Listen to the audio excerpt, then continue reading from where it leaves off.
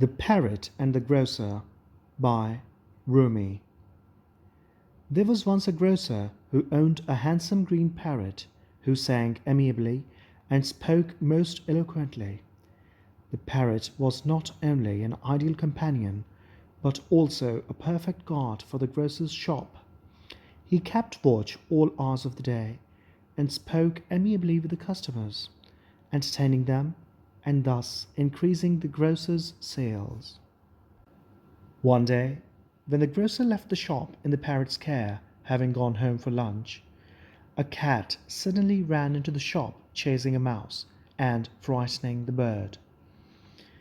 As the parrot flew about in effort to save himself, he knocked a few bottles of almond oil off the shelves, breaking them and covering himself and the shop floor in oil. Not long afterward, the grocer returned and found the place in disarray, the floor slippery with oil, and the parrot perching guiltily in a corner. In the wink of an eye, the grocer lost his temper and hit the bird on his head with all his might. The poor bird, who was already feeling guilty and downtrodden about his clumsiness, could not bear the shame, not to mention the pain from the blow, and he instantly shed all the feathers on his head. Soon after the almond oil incident, the parrot completely stopped speaking and singing. The grocer realized how grave his mistake had been in striking the bird. Not only he had lost his jolly companion, but he had also curtailed his thriving business. Having no one but himself to blame, he now felt dumbfounded that he had single-handedly threatened his very livelihood. "I wish I had broken my hand," he lamented. "How could I have struck my sweet-voiced bird like that? How could I have behaved so monstrously?"